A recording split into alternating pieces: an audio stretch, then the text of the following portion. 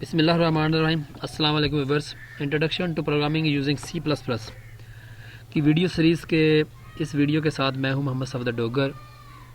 तो व्यूअर्स, अगर अभी तक आपने मेरे चैनल को सब्सक्राइब नहीं किया तो प्लीज़ पहले मेरे चैनल को सब्सक्राइब कर लें ताकि मेरी हर आने वाली वीडियो की अपडेट आपको प्रॉपर मिलती रहे। तो व्यूअर्स, स्टार्ट करते हैं आज का लेक्चर। देखते हैं कि आज के लेक्चर के अंदर हम जो टॉपिक कवर करेंगे। आज के लेक्चर के अंदर जो टॉपिक हम कवर करेंगे वो है input and output in C plus plus, यानी कि इनपुट फंक्शन कौन से होते हैं और आउटपुट फंक्शन कौन से होते हैं जो सी प्लस प्लस के प्रोग्राम के अंदर हम यूज़ करेंगे। तो देखते हैं हमारे पास जो आउटपुट का फंक्शन जो है ना वो स्टैंडर्ड आउटपुट कौन सा है। By default the term standard output refer to the output displayed on monitor. Mean के जब आप एक प्रोग्राम लिखते हो और उसके प्रोग्राम की जो आउटपुट आपको मॉनिटर पे नज़र आती है और जिन फंक्शन के थ्रू नज़र आती है उनको हम क्या कहते हैं, आउटपुट फंक्शन कहते हैं। C plus plus use the C out stream object to display standard output. C plus plus के अंदर जो स्ट्रीम यूज़ की जाती है आउटपुट के लिए उसे हम सी आउट कहते हैं।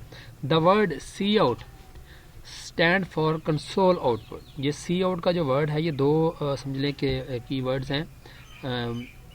एक अंदर एक यानी C for console, out for output.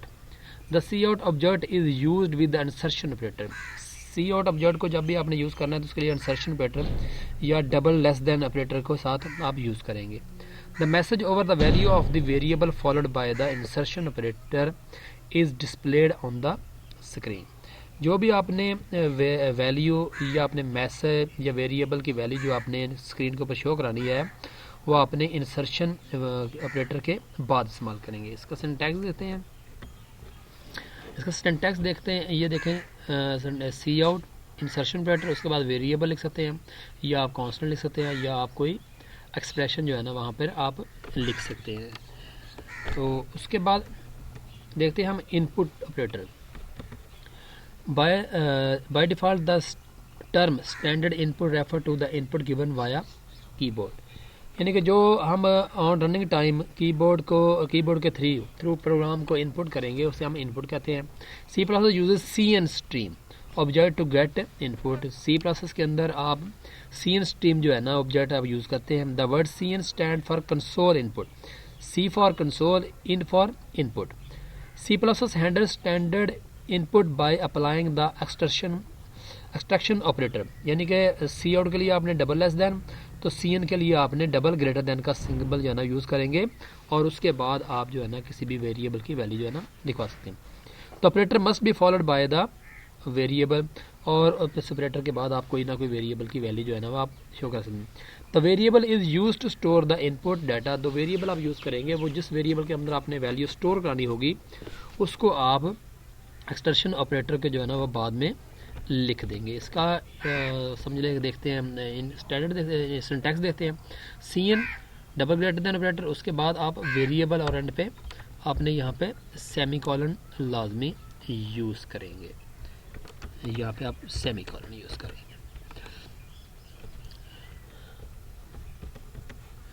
उसके बाद जैसे एग्जांपल है, मैंने 3 वेरिएबल लिए, इंट ए है, फ्लोट एवरेज है, करैक्टर सी एच लिख दिया। सी एन ए यानी कि जो भी आप वेरिएबल को वैल्यू देंगे वो ए में स्टोर हो जाएगी। सी एन एवरेज जो भी यहाँ पे वैल्यू देंगे वो एवरेज में स्टोर हो जाएगी। Cin double greater than, उसके बाद सी एच जो भी आप यहाँ पे वैल्यू देंगे वो सी एच के अंदर स्टोर आपकी वैल्यू जो है ना वो स्टोर हो जाएगी। अच्छा, अगर आप चाहते हैं कि साथ में यानी कि वैल्यू के साथ कोई मैसेज भी डिस्प्ले हो जाए, जैसे मैंने 3 वेरिएबल लिए, int a, float average, character c h. C out double insertion operator enter the value of a, आपने ये मैसेज आपका स्क्रीन पर डिस्प्ले हो जाएगा और आपने सी एन कर दिया ए। सी आउट एंटर द एवरेज, आपने एवरेज का यानी कि मैसेज आ जाएगा द एंटर द एवरेज, और उसके बाद सी एन एवरेज कर दिया। उसके बाद एंटर द एनी करैक्टर, ये आपका मैसेज आ जाएगा। उसके बाद जो भी वैल्यू आप देंगे वो इसके अंदर स्टोर हो जाएगी। मैं आपको थोड़ा सा रिपीट कर देता हूँ। ये वाला जो आपका यूज़ हो रही है, ये वाले जो लाइन आपकी यूज़ करा रहे हैं ये आप सिर्फ मैसेज डिस्प्ले कराने के लिए यूज़ कर रहे हैं कि आपने करना क्या। जैसे मैसेज आ जाएगा एंटर द वैल्यू ऑफ ए, यानी कि कोई वैल्यू दें जो ए के अंदर आपने स्टोर करनी है, और जो वैल्यू आप देंगे वो सी एन के थ्रू वैल्यू जो है ना वो स्टोर हो जाएगी ए के अंदर। ठीक है। ये रन टाइम पे यानी कि आप काम यानी कि वैल्यू जो है ना आप दे रहे हैं। पहले जब अभी तक जितनी भी हमने प्रोग्रामिंग की है वो हम यानी कि प्रोग्राम लिखते वक्त डिज़ाइन टाइम पे ही आप उसको वैल्यू जो है ना वो स्टोर कराते हैं, जो स्टैटिक वैल्यू थी। यहाँ पे आप जो है ना रन टाइम पे उसको वैल्यू देंगे। थोड़ा सा प्रोग्राम करके देख लेते हैं। जैसे देखिए यहाँ पे मैं इंट ए लेता हूँ और मैं यहाँ पे लिखता हूँ CN ए को, यानी कि हमें सेव करके जब मैं इस प्रोग्राम को रन करूँगा तो ये देखें आपकी आउटपुट स्क्रीन के ऊपर ब्लिंकिंग सी नज़र आ रही है। यहाँ पे कोई भी मैसेज नज़र नहीं आ रहा कि आपने क्या करना है। अब यहाँ पे कोई वैल्यू लिख देते हैं। ये वैल्यू जो है ना अब ए के अंदर स्टोर हो गई है। अब इस वैल्यू को अगर आपने शो कराना है तो यहाँ पे आउटपुट फंक्शन सी आउट, उसके बाद डबल इंसर्शन ऑपरेटर और यहाँ पे आप लिख देते हैं ए इज इक्वल टू, यहाँ पे ए के वेरिएबल का नाम लिख देंगे। यहाँ पे आप पीरियड देते हैं ए इज इक्वल टू 8।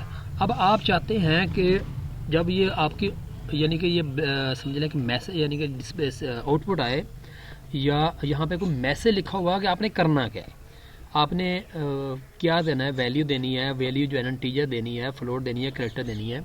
तो उसके लिए आप यहाँ पे सी आउट लिख के एक मैसेज जो है ना यहाँ पे आप लिख सकते हैं एंटर इंटीजर वैल्यू। अब देखें इस प्रोग्राम की आउटपुट को, ये देखें ये आ रहा है एंटर इंटीजर वैल्यू। अब आपके लिए आसानी पैदा हो रही है कि आपने करना क्या है।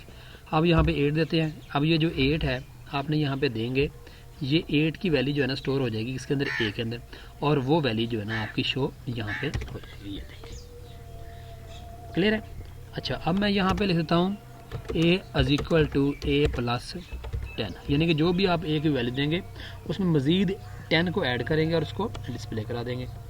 देखें मैं यहाँ पे उसकी वैल्यू देता हूँ 23 में 10 ऐड करेगा और कितना आ जाएगा 22 में, सॉरी 23 में ऐड करेंगे तो ये 33 जो है ना वैल्यू जो है ना यहाँ पे स्टोर हो जाएगी।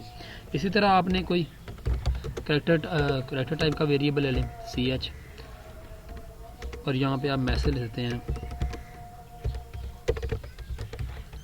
एंटर एनी करेक्टर, कोई भी करेक्टर दें CN CH और उस करेक्टर को अगर आपने यहाँ पे लिखना है यू एंटर करेक्टर, जो आपने लिखा है उसको यहाँ पे CH के अंदर शो करा देंगे और इसके अंदर आप यहाँ पे एंड लाइन का ऑपरेटर यूज़ कर दें। दोबारा रन करते हैं इसको। देखिए मैं यहाँ पे वैल्यू देता हूँ जी 9, उसके बाद आता है एंटर एनी करेक्टर, कोई भी करेक्टर दे दें। मैं यहाँ पे करेक्टर देता हूँ जी ए देता हूँ। देखिए ए इज इक्वल टू 19 आ जाएगा। यू एंटर करेक्टर ए, आपने जो करेक्टर दिया है वो कौन सा है जी, ए का करेक्टर जो है ना आपका शो हो रहा है। तो ये तो था आपका इनपुट और आउटपुट के फंक्शन। आउटपुट फंक्शन आप तो अभी तक यानी कि काफ़ी देर से हम पढ़ रहे हैं, यानी कि स्टार्ट से ही हम पढ़ रहे हैं। तो ये होता है तरीकाकार। अब होता ये है कि आउटपुट के बाद आप कोई भी मैसेज डबल लेस देन, उसके बाद जो भी मैसेज लिखेंगे डबल कोट के अंदर वो सेम एज इट इज़ आपका डिस्प्ले हो जाएगा। अब जिसमें इसमें देखें आपने एक वेरिएबल की वैल्यू भी शो करा रहे हैं, तो यहाँ तक जो डबल कोट में आपने लिखा है ये आपका समझ लें मैसेज होगा और यहाँ पे ए की वैल्यू जो है ना आपकी वो डिस्प्ले हो जाएगी। इसी तरह आप नीचे वाले सी आउट में देखें तो यहाँ पे देखें यू एंटर करेक्टर, यहाँ तक आपका मैसेज हो जाएगा और यहाँ पे आपकी जो है ना वैल्यू जो है ना वो शो हो जाएगी। तो ये तो था व्यूअर्स आज के लेक्चर कि जिसके अंदर हमने देखा है कि इनपुट फंक्शन और आउटपुट फंक्शन को हम कैसे यूज़ करते हैं।